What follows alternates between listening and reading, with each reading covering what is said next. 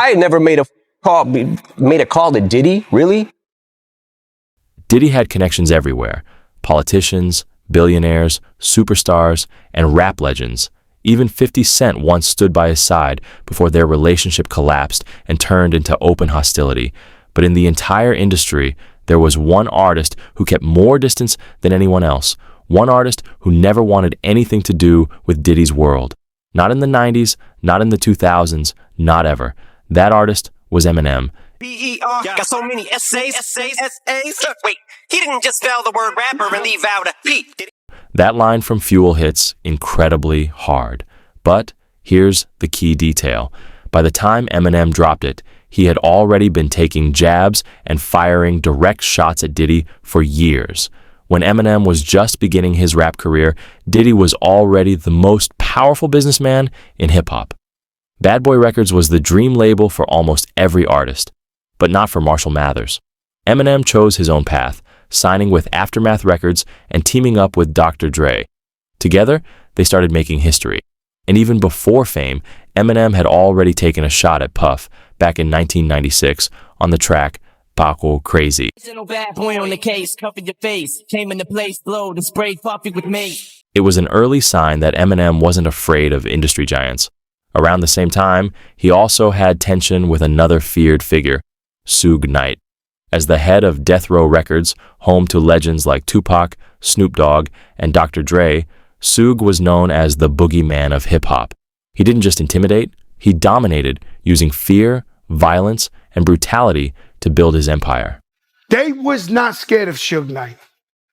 They was terrified of Suge Knight. But Eminem didn't care about Suge's street reputation.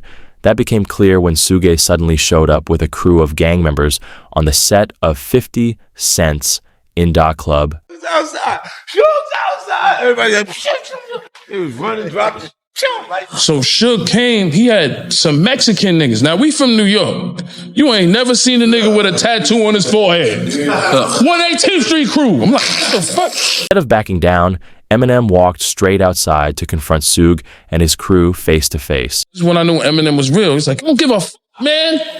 This is when I knew, I'm like, damn, Eminem is a real nigga. These niggas 50 niggas outside, what's up? And then the nigga Suge just walked away. The Mexican niggas looked kind of confused, like they didn't know what was going on. Eminem even recorded a diss track aimed at Suge Knight, but it was never released after Dr. Dre asked him to drop it, saying it wasn't his battle. My whole career without ever mentioning Suge, he told me stay out. This wasn't my... That diss leaked, and it was absolutely brutal. Suge responsible for the deaths of the two greatest rappers to ever grace the face of this planet. So if Eminem was willing to stand up to Suge Knight, why would he fear Diddy? Honestly, considering everything that's come out over the years, it's hard to say who was more dangerous. But let's get back to the main story.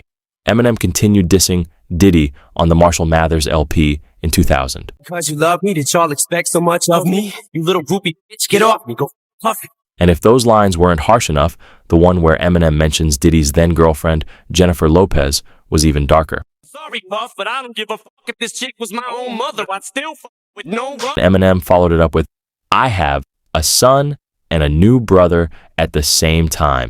Just saying it ain't mine. What's my name? Diddy never publicly responded, but it's obvious he didn't find it funny. Despite the bold lyrics, there was no open conflict in the early 2000s. Eminem was releasing multi-platinum albums under Dr. Dre, while Sean Combs was expanding the Bad Boy empire and changing names from Puff Daddy to P. Diddy. And the winner is Eminem, the Eminem Show. Yes, sir. Eminem, the Eminem Show. Interestingly, Diddy has always acknowledged Eminem's talent. In a 2003 Rolling Stone interview, he called Eminem one of the greatest MCs, saying Biggie and Tupac were on another level, but Eminem was incredible in his own right.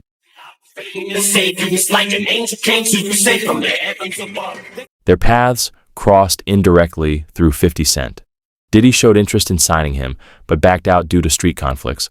That decision sent 50 straight into Eminem and Dre's camp, a move that resulted in tens of millions of records sold. I told you you can't trust these niggas. Now Puffy done killed Tupac, man. Everything stayed quiet for years until 2015, when the documentary Murder Rap accused Diddy of ordering Tupac's murder. 50 Cent immediately amplified the claims.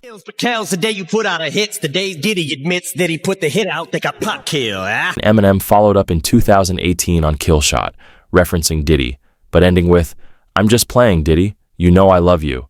The internet exploded. Joe Budden later revealed that Diddy was furious about the line. Puff said it's in his hands, and he said I can say it. And that's the end of that. Have fun with that one. He said, there's nothing to say about it. It's in my hands. For Diddy, Tupac is a deeply sensitive subject. He has always denied involvement and avoids questions whenever possible. Now, let's talk some hip-hop shit, man. I want to talk to Puff right now. Yes. Now, it was this documentary that claimed, which we know wasn't true. Yeah, check this out. We don't talk about things that are nonsense. We don't even entertain nonsense, my brother. So we're not even going to go there, with all due respect, but I appreciate you as a journalist asking. All right. Thank you. Later, Eminem hinted in interviews that he and Diddy don't even have each other's phone numbers. I ain't never made a call to Diddy, really? I got Diddy's number, just hit him up. Yo, Diddy, what up? Never happened. In 2020, Eminem once again mentioned Diddy on Music to Be Murdered By. Call me Diddy, cause I make bands and I call getting cheese a cakewalk. Soon after, an unreleased verse leaked where Eminem directly dissed Revolt TV. Shout the puffy cones, but fuck Revolt. Within a day, Eminem apologized publicly, stating the verse was recorded in the heat of the moment and was never meant to be released. Suge just ducked his head, and the first bullet went in his head, so the next one's hit him. It was like he was doing a breakdance trying to jump in the back seat or something. Then came 2023. Diddy faced multiple lawsuits, including shocking allegations from Cassie detailing years of abuse. Around the same time, Keef D was arrested after openly discussing Tupac's murder online. Sounds like something that Puff would do at a party with Aaron Hall, cause I just love to fuck with you. On that wave, Eminem released The Death of Slim Shady, going after Diddy harder than ever. She probably ran out the room with his fucking dildo. He tried to field goal punish, she said to chill. In Antichrist, Eminem references the disturbing video of Diddy assaulting Cassie. R-A-P-E-R, got so many essays. Wait, he didn't just spell the word rapper and leave out a P, did he? But the harshest bars come on Fuel, where Eminem plays with words, spelling out rapist and referencing sexual assault, while also implying Diddy's involvement in the murders of Pac and Biggie. Next bus, still he's in police handcuffs. Guilty, will he step up like she never turned himself in? After everything said, it's clear Eminem and Diddy are not friends.